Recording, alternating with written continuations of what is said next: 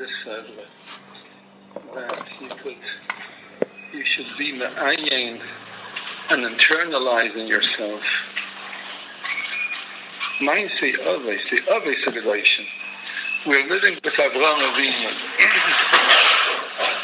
but in a little time, which is allotted for us, I do want to talk about one Indian, which is perhaps the climax of the Seder, the Parsha of the Akedah.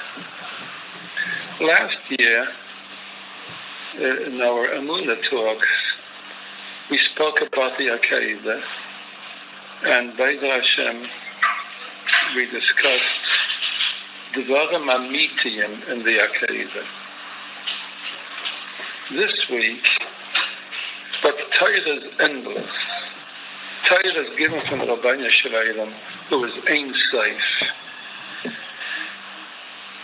without any limitations, without any boundaries.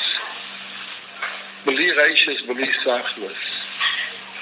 So, the Parsha of the Akedah, notwithstanding the emes of the Biyudim, which we discussed last year, we could approach it from a different angle, and which is also emes lamisa Vayeira Hashem. The Akedah starts off with Vayehi achar advarim ha'ayla. Which dvarim? So Rashi says there was argument, a vikuach, a debate between Yitzock and Yishmael.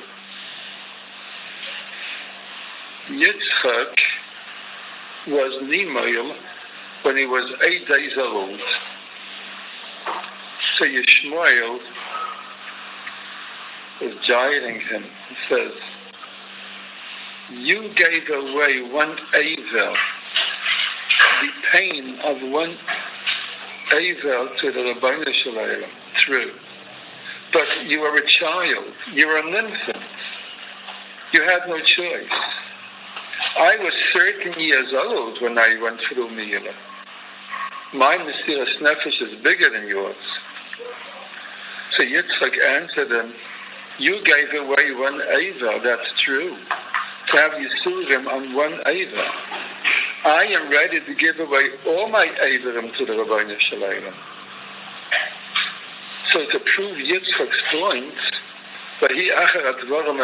after this debate, the Eibusha says to Avraham Avinu, Kachas binchas yichedecha, and let Yitzchak, let him prove it, let him demonstrate that he's giving away all his Eidim for the Rabbeinu Shalom on the Akedah. This is what Chazal tell us.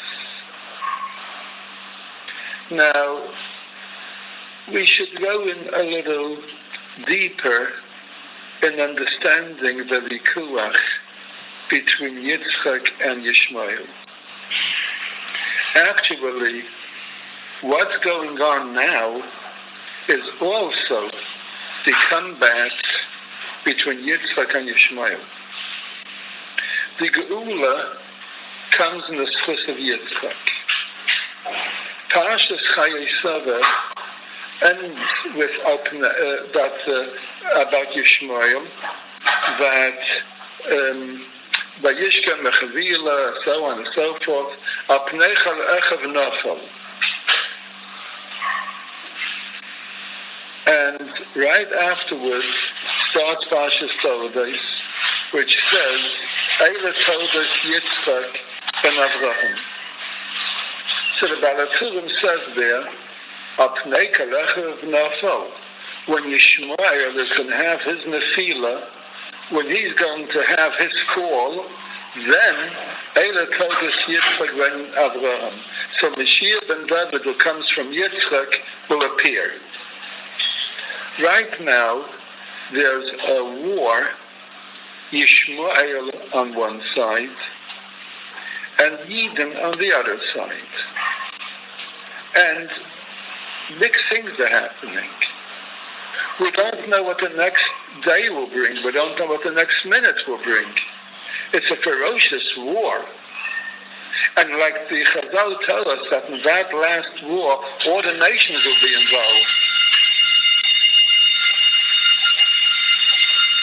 And all the nations are indeed involved. Yitzock and Yishmael are at war. And we hope in Yeshem to see the Alpnei Kalach of Nasal, the Nefila of Yishmael, and Eila told us Yitzchak, Mashiach ben David, who comes from Yitzchak. The Geula comes in the Swiss of Yitzchak. Why? We won't discuss it now. So there's a war between Yitzchak and Yishmael. And the first seeds of this war we have in this week's Sedra in the argumentations that were going on between Yitzchak and Yishmael. Who is the chosen one? Who is better? Now, one of the big differences between Yitzchak and Yishmael, we have a klal that is, if you want to know what the very essence of any given item is, you look at the very beginning, at the genesis, the very beginning, the nucleus, like an infant develops from a little nucleus. It starts developing, and it develops in Tisha Yachel, then it grows and grows. But it starts from one little nekuda. Like every plant starts from one little seed, a big apple tree from one little seed. The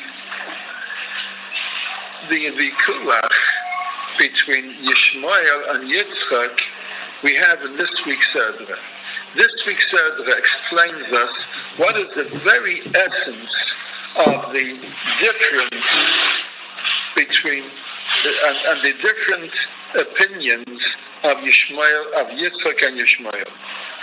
Well, there's bechlal a big difference between Yitzchak and Yishmael. Yishmael was born naturally. Nothing great about Yishmael's birth. Abraham Avinu was something like 8 or 7 years old, and in those generations, a person like that can give birth. Hagar was young, and they had Yishmael. Sarah and Abraham, when they had Yitzchak, which wasn't natural, it was a mess. Like you have in the beginning of this week's Sedra, Chada liyes l'Sara oirach kanashim.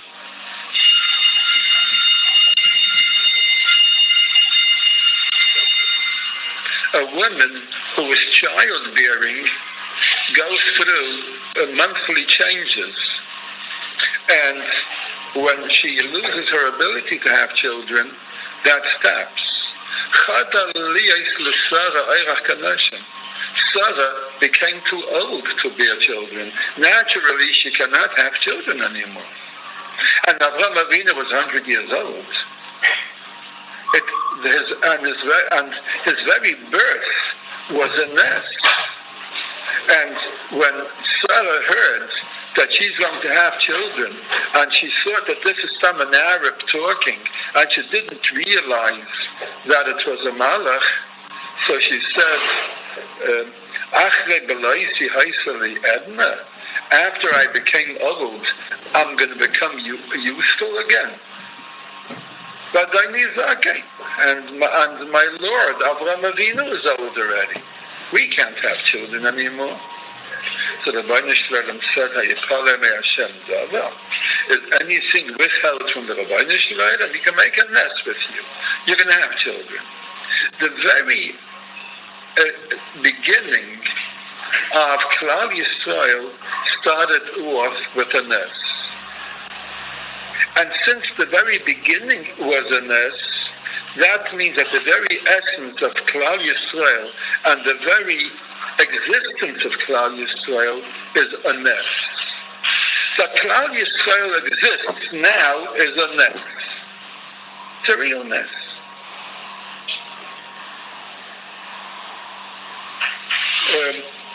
the Rabbi Yankov Emden writes in his Sefer, I swear by my head that the existence of Klal Yisrael among Shivim Ze'evim, among 70 wolves, one sheep among 70 wolves, is a bigger ness in Kriyas Yamsuf. We outlived all the great empires who made Charav our Bati Mikdashim. We outlived Bavel. We outlived Paras. We outlived Yavam. All those empires, the Roman Empire, which made the Beis Mikdash Charav, doesn't exist today. Such a great, mighty empire doesn't exist today. Klal Yisrael exists today. That's a ness. That is a little nation, Eretz Yisrael,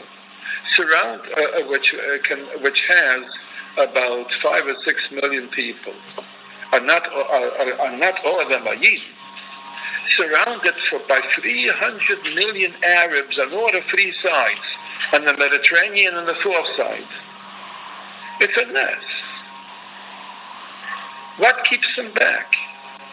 We know that the Yishmaelim are wild.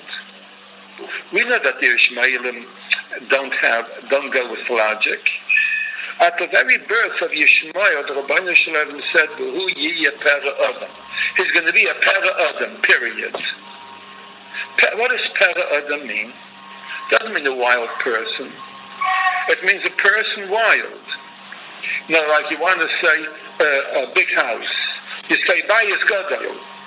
So bayis is the noun, and gadol is the adjective which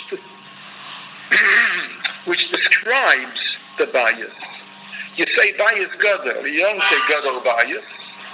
In English, you say a big house. In Lashon Kodesh, you do the opposite. Bayis gadol.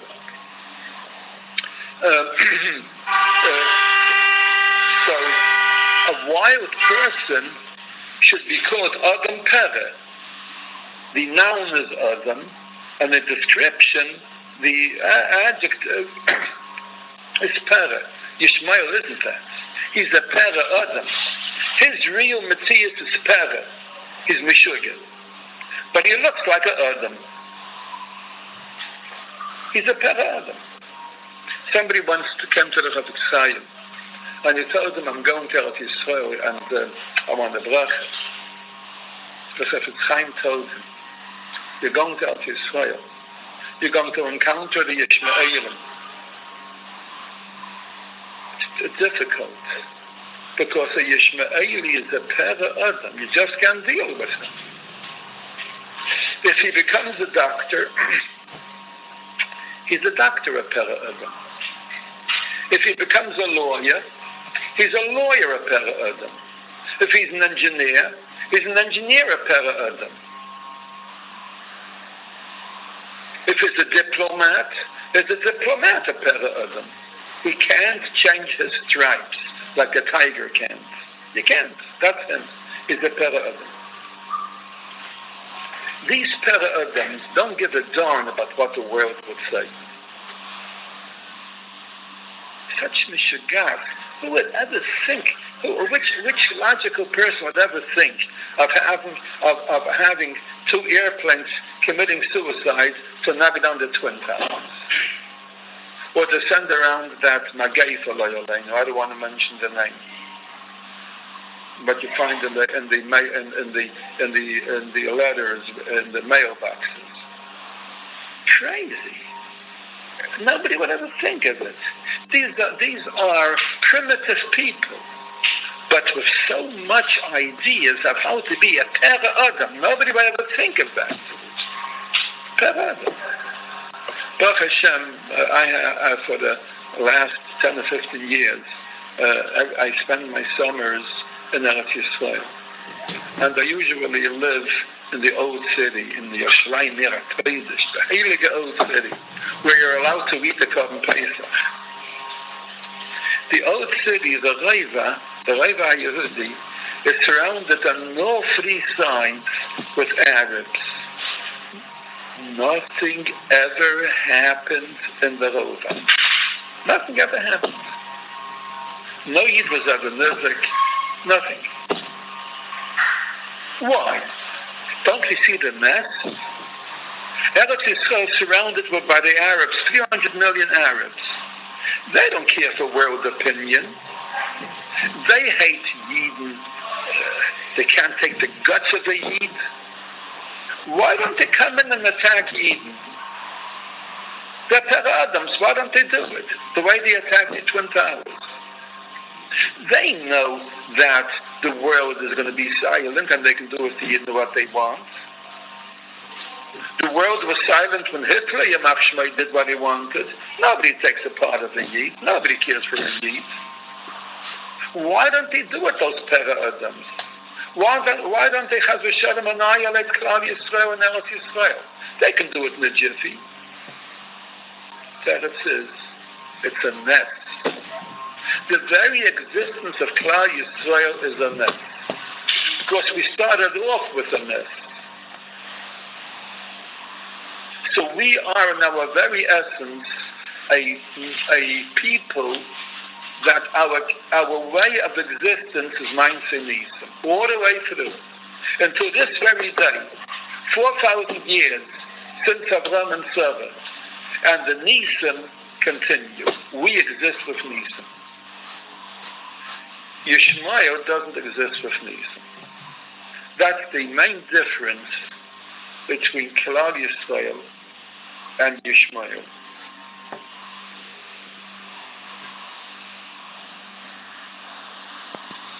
It's a supernatural existence.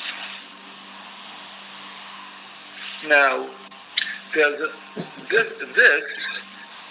leads to another difference between Klal Yisrael and yishmael.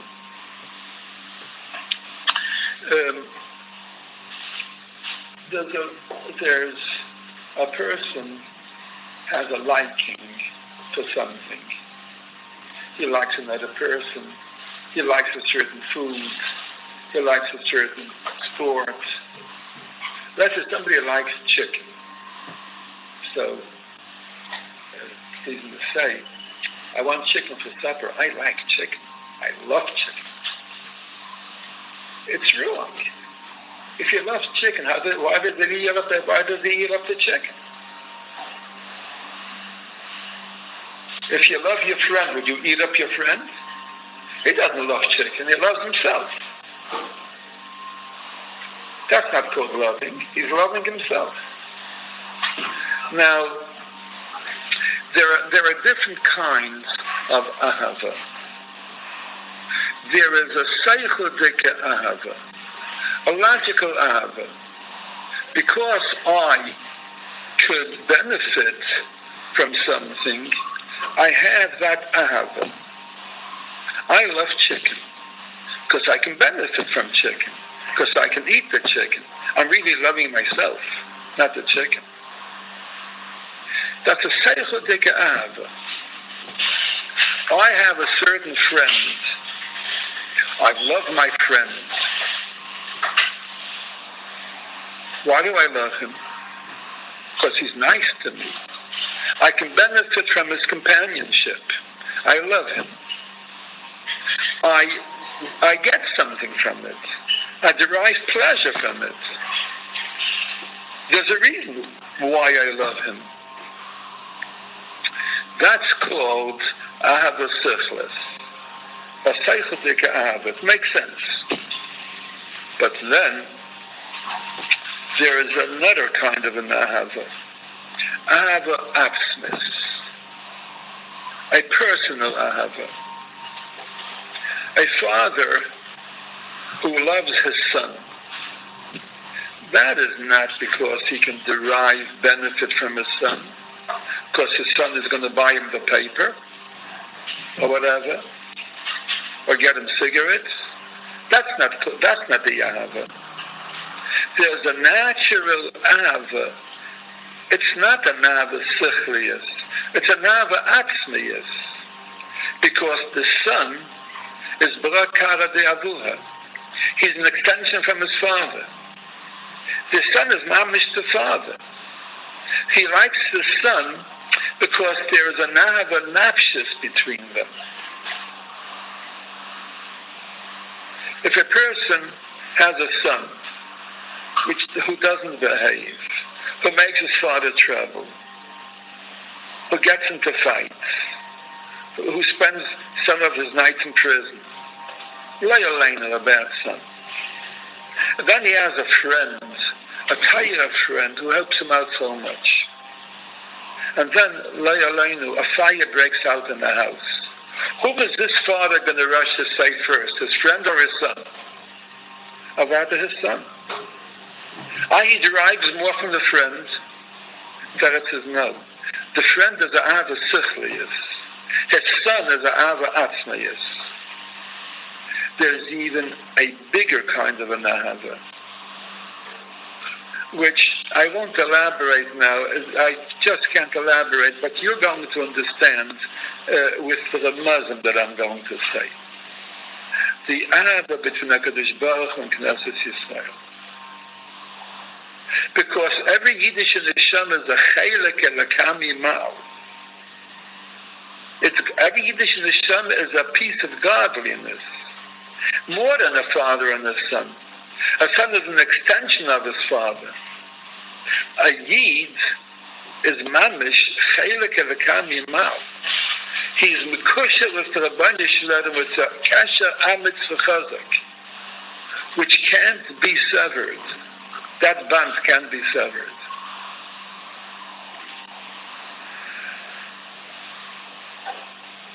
The ahava of a Yid to the Rabban Shalom is not depending on how the Yid behaves or how the Rabban Shalom behaves to him. He loves the natural ahava. Sometimes it's covered up, but it's there. The natural ahava is there depending on nothing, because it's atzmiyus. I have to ask him, Amar Hashem, the Rabban Shalom says, I love you. V'amartem, you're going to say, B'ma'aftan, why do you love us? Halay ach Esav leYankov. Esav is a brother to Yankov. I'm acting just like Yankov. I'm doing vayeira like Esav. So the teretz is, don't ask me no kashas, but I have a Yankov, it's Esav Sanesi. I love Yankov, says the Rabban Shalom, and I hate Esav. There's a natural ahava between HaKadosh Baruch Hu and Knesset Yisrael. And the way the Rabban Shalom loves Klal Yisrael, because Bana Matam Lat Hashem Elokeichem and Moriat, without any reason, not depending on their behavior, he will punish them for their behavior. But the ahava doesn't depend on their behavior. A Yid loves the Rabban Shalom, not depending on how the Rabban Shalom treats him. So our history is full of such things. When Yidden were ma'aser nefesh to the Rabban Shalom, Yidden gave away their lives, whole communities, in the times of the Crusades, in the times of the Churban, in the times of the Gezeiras Tachtatzat. Whole communities let themselves be burnt up. And among those people, there were Rishayim. When the tzaddik lets himself be ma'aser nefesh for the Rabban Shalom, we can understand he's a tzaddik. He's ma'aser nefesh. But then you have this Rasha, who eats treif, who's megala arayas, who's mechalel Shabbos. But when they tell him, kiss the cross, he'll be ma'aser nefesh. Why? He does all kinds of aveiros. You can't say that he doesn't want to do it because he's afraid of Gehenna. He does other aveiros and he's not afraid of Gehenna. The teretz is when it comes to Emunah, that's when the spark plug activates. No, I can't cut myself off from the Rabban Shalom. Among the Goyim, you also have martyrs that gave away their life for the Emunah or for their king, like the armies. But they were trained in that. They were lectured in that, and they built up a certain allegiance to the king or whatever, for whom they're ma'aser nefesh. But this Rasha, he didn't have any allegiance to the Rabban Shalom. He does all kinds of neveiros. Our history has thousands and thousands of such of such examples where Yidden Rishayim gave away their life for the Rabbanu Shalom. They'll do all the aveiras, but no, they won't shmat themselves. No, they won't.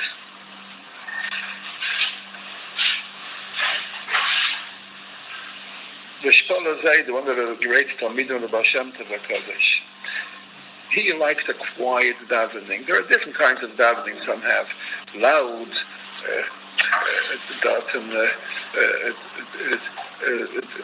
with expression, into davening, like the Stolen or the Kalina, and some have quiet davenings, different sheets in davening. The Shpola Zayd didn't like a noisy davening.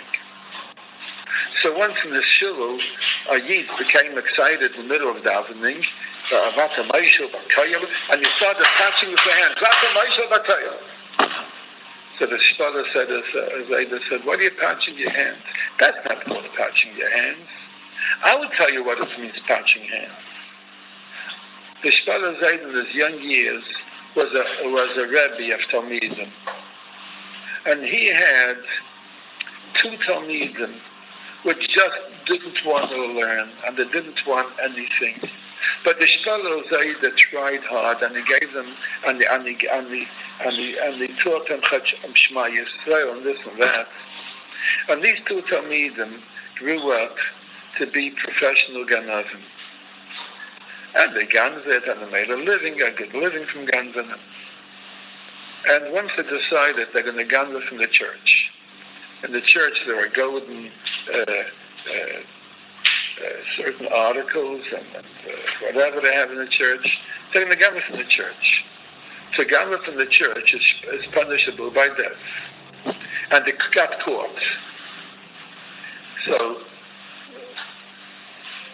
the Galach tells them, "Shmad yourself, and then you're saved." They said, "No, we're not shmading ourselves." So they were smeared over with tar, with liquid tar, which is very flammable.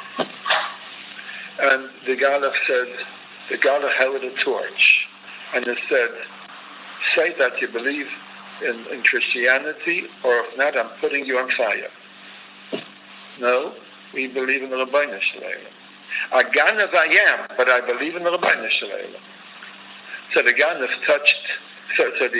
the Galach touched the torch through their fingers, which were all smeared up with tar like the rest of the body, and it caught fire. And then these two people started touching with the hands.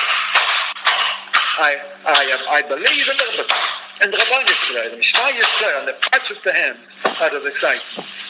So the Shpola says that's called touching with hands. What you're doing is not called touching with hands. You're making noise. A Yid is ready to give away his life for the Rabbanu Shalom, even though he's a Rashi, even though he's a Ganev. That we had that many, many times in history. It's a ava atzmusis. It's a definite, intrinsic ava, not totally in anything else. The Medrash tells us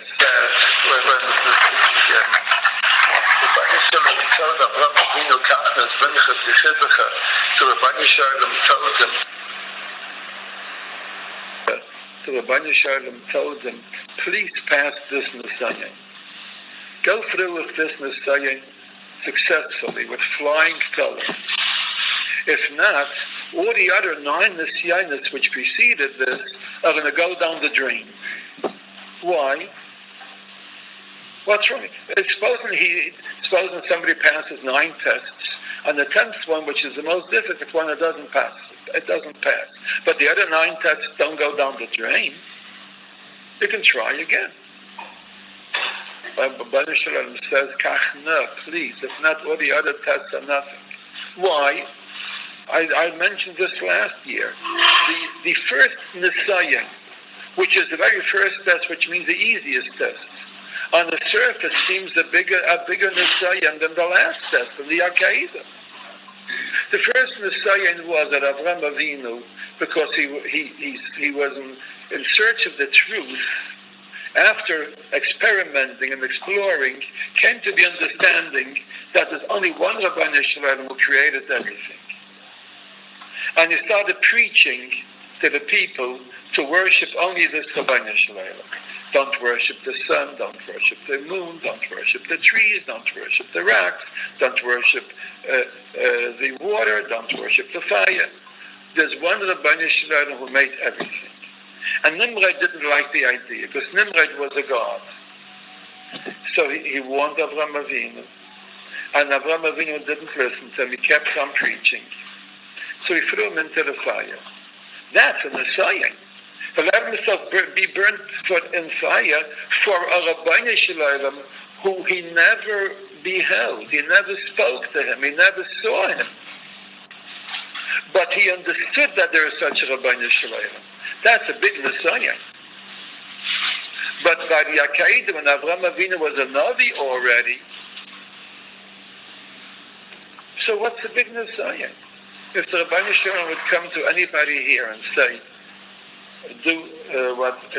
go through the Messiah of the Akedah, the Rabbeinu Shalom talks to you. Who won't do it? You're a Navi and you hear the Rabbeinu Shalom talking to you. So what's so big about the Akedah? The first Messiah is harder. The Tzedek is outside.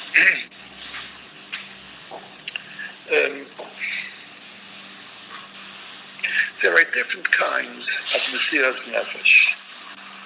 In history, you have people who are Ma'aser Nefesh who give away their life for a certain purpose, a certain idea.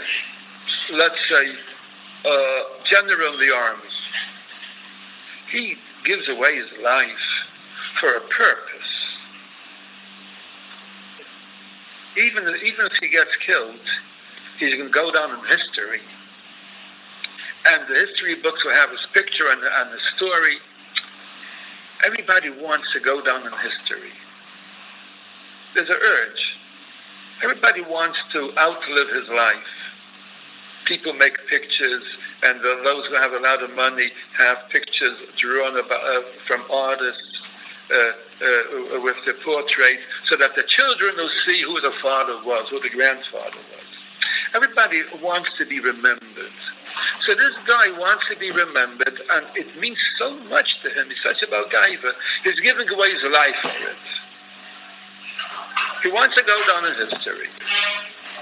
Then there's another guy. Let's say he's a soldier in the army. He was all psyched up about the king and how great the king is. And he lives with knowing that the king is supreme. So he has a sheet, like Fazart and the Yankees. There are people who that they'll be Ma'aser Nefesh themselves and be up several nights in the street today to get a seat by the game, and why the Yankees? And they'll be Ma'aser Nefesh for the Yankees. He himself doesn't find any purpose in his life. He won't shine out. Let his team shine out. He's part of the team. And it's natural that a person gives away his life for his team, because it stands for something, or for his party, his political party, because his whole life he was fighting for the party, working for the party, he was promoted in the party. So if he's not going to give away his life for the party when it's necessary to give away his life, people are going to say, "Oh, his life, it wasn't genuine. He didn't care for the party." So he wants to give away his life and be a martyr. He gave away his life for the party. We are now witnessing a very interesting thing. The Arabs, the suicide bombers. What's behind them? What's making them tick? It's very simple. All the newspapers have it, and they explain why these suicide bombers and those who blow themselves up, or they ride an airplane and blow themselves up with the airplane, why they do it. I have to make a little hagdama. There are certain things in a person's life that mean the most to him. It's the most. There are people who want power, people who are sadistic, they like to kill, faceless. When the Rabbeinu Shalom came to the Bnei Esav, and they told them to be Mikabel the Torah, like Rashi explains in the beginning of the Zayis HaBracha, they said, we can't be Mikabel the Torah. It says, Yitzock, don't kill. When the Rabbeinu Shalom came to the Bnei yishmael, and they told them to be Mikabel the Torah, Fiyah Mahar Param. So the Bnei yishmael said, we can't be Mikabel the Torah. It says, Leisinaf. Lead a clean life. We can't lead a clean life. We have to live a dirty life. Leisinaf. Be more, don't be immoral. No, they can't do that. That's their life. That's the biggest objective in their life is to have their titles fulfilled in niyus, in the nus. It's a fact that everybody knows. And just in case somebody here doesn't know it, I really am very reluctant to say it, because Yidden have a mitzvah, especially Bachrim have Nisyanis. It says, we must keep our machshava pure, not think, not let impure machshavas come into our minds. We must struggle for it. But sometimes it's a hechech. I will have to say it, and please keep your machshavas pure. It's a known fact, everybody knows it, that these suicide bombers are told by the sheikhs, whatever they are, by their galachim, that if you give away your life and let yourself be blown up, you're going to go to the Gan Eden, and what's the Arab Gan Eden? He's going to have 72 Zionists at his disposal. So they're giving away their life for this. And it means so much to them, they're ready to give away their life. That's why the Ma'aser Nefesh was nus, for Leisinaf. The Gemara says in Kedushin, Asara kabins nus yad aliyalim, tisha natlu arabim. 10 measures of nus came down, 9 of them the Arabs took. They're all out for nus. So the Ma'aser Nefesh was nus, they have been explained, and they're primitive people, so they believe it, that in case they're going to do this, they're going to have nus mamish steeped into it, to all their desires. They're ready to be Ma'aser Nefesh for that. That's why they do it. So they're Ma'aser Nefesh. Avraham Avinu had a certain ambition in his life, for which he was Ma'aser Nefesh. He wanted to over Shenk Vayder V'Yolam, and he wanted V'Yedu, like the song goes, go by Yolam, let them all know V'Yedu that the Rebbe does Alien Al Kala Oretz. He wanted to let the world know that there's one Rabbeinu Shalom in the world, and he was Ma'aser Nefesh for that even before he was a Navi. Right after Orkazim, when he was saved from the fire, the Derech Nes, immediately the Rabbeinu Shalom appeared to them with his first nevuah, and he said, and I'm introducing myself to you. I am the God for whom you are Ma'aser Nefesh. And like Rashi explains, Avram built a Mizbeach to broadcast the idea that there's one Rabbeinu Shalom in the world, and he made so many geirim, like all the Midrashim tell us.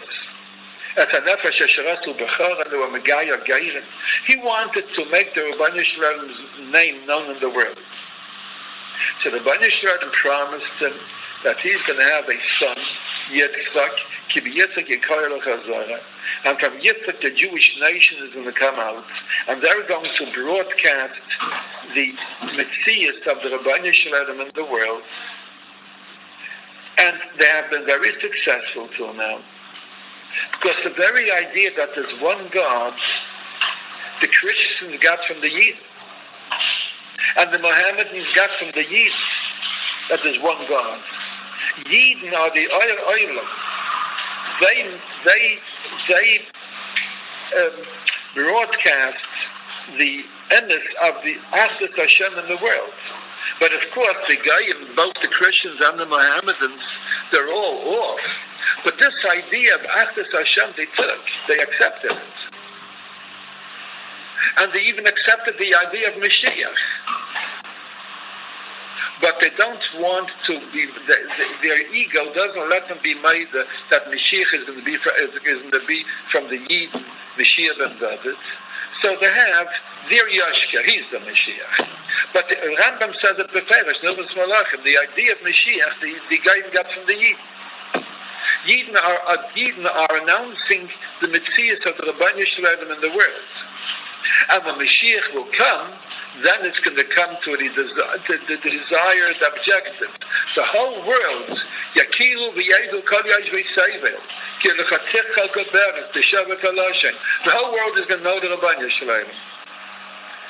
And that was the ambition of Avraham Avinu, to give birth to a Jewish nation who for generations until Mashiach and afterwards would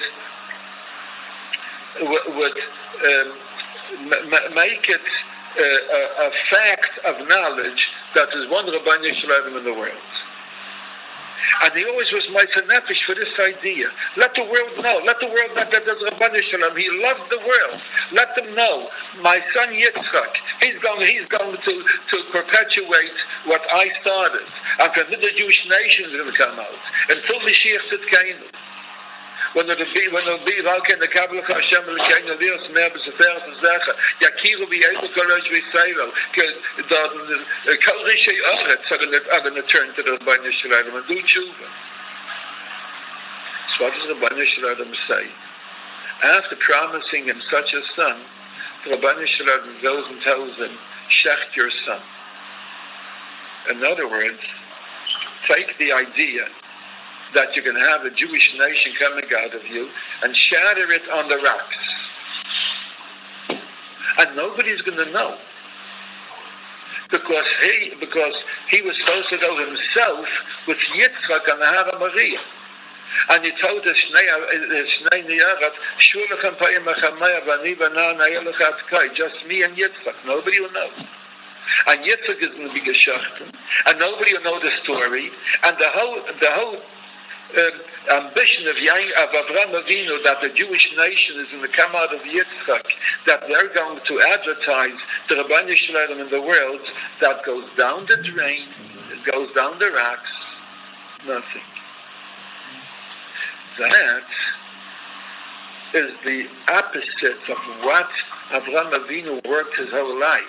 His whole career, his whole ambition, all his life it was meiser nefesh to advertise the Yediyas Hashem in the world.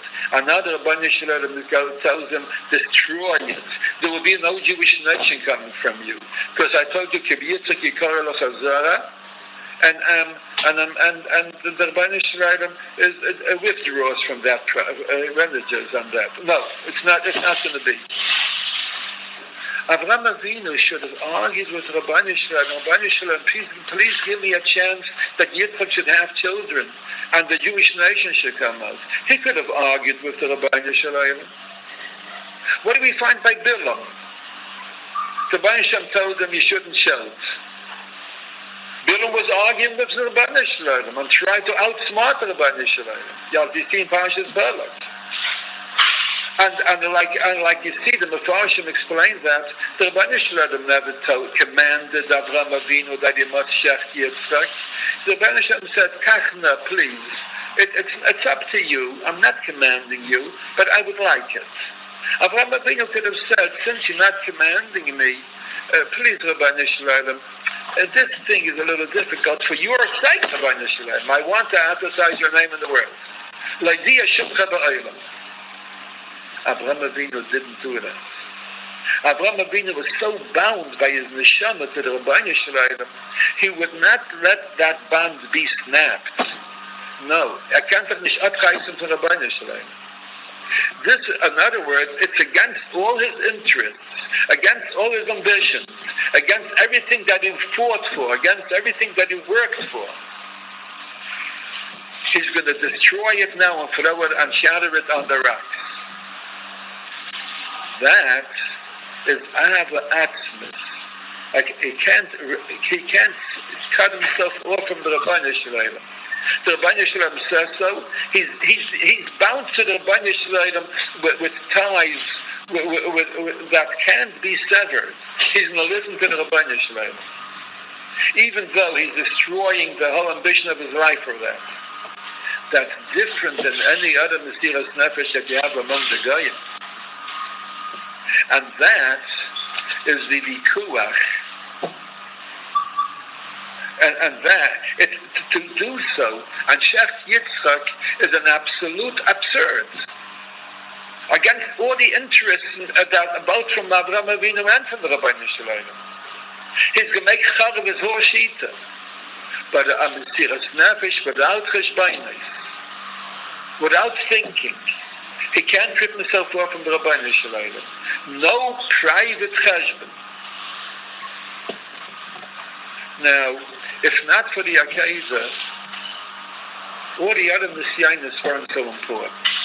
Because even when he gave away his life by all Kazim and was ready to throw himself into the fire, it was for... he gave his nefesh away for an ideal, for his ambition, for a reason. Many people give away their life for a reason. Many soldiers give away their life for the king. But here, it wasn't his ambition. It was shattering his ambition. It's a much bigger Nisayan than the first Nisayan. It's the climax of the 10 Nisayanis.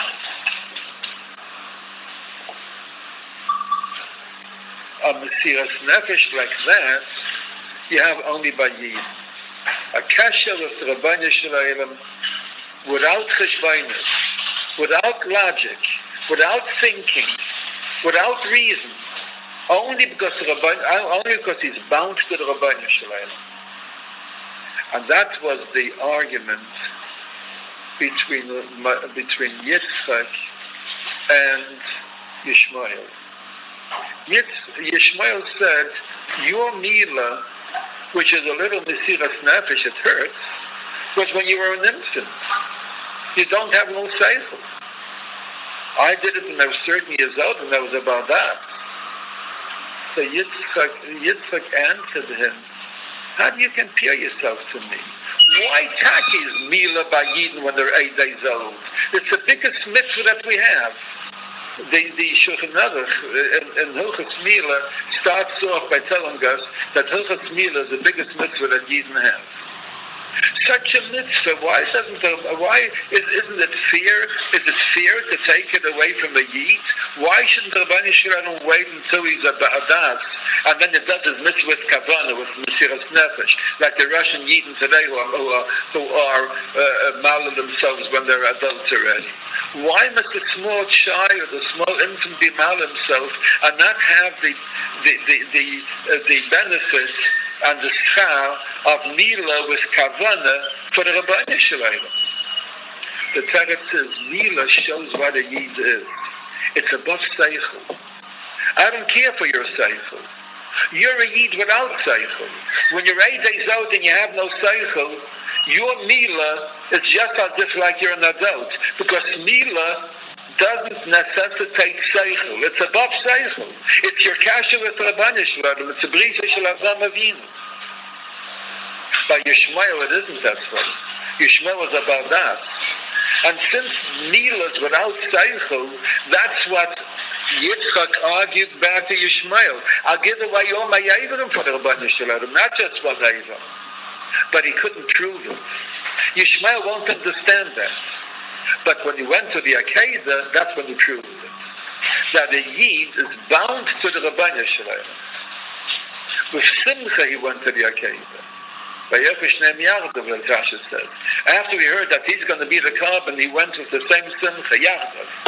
He didn't start to walk slower like somebody who's dismayed and can't walk as fast as before. just like before. So really, Mila and the Akedah is one thing. It means that a Yid is mekushel to the Rabbanu Shalom beyond the reaches of Seichel, beyond logic. It's not Sichliyus, it's Atzmiyus.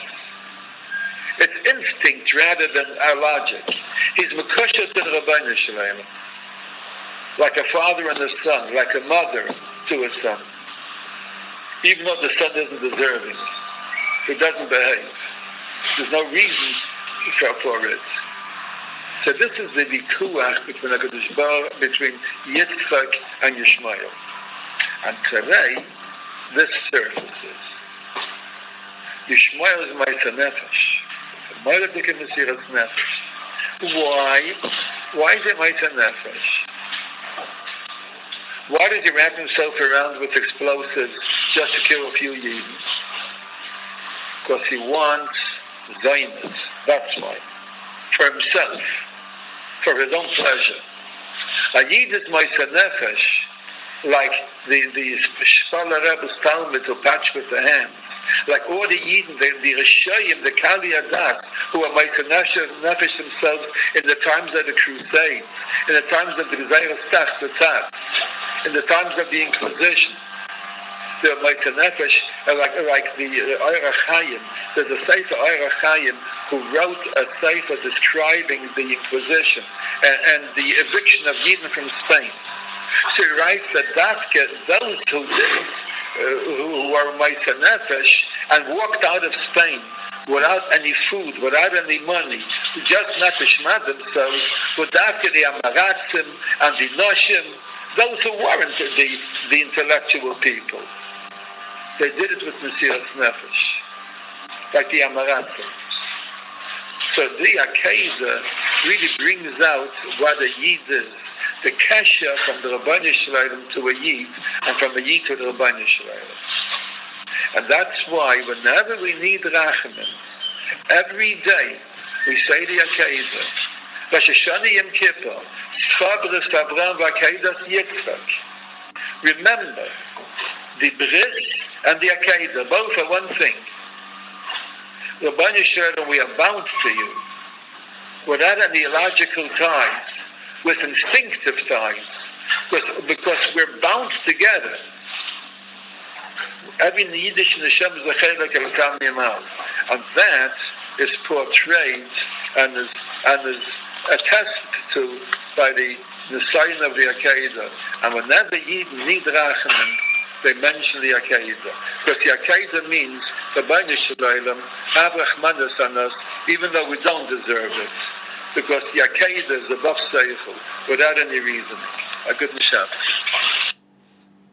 For a share on the topic of Yishmael's occupation of Eretz Yisrael in our times, given Tafshin Samos Beis, press 1. For a share on the topic of the Nisayon of the Akedah and inspiration for our generation, given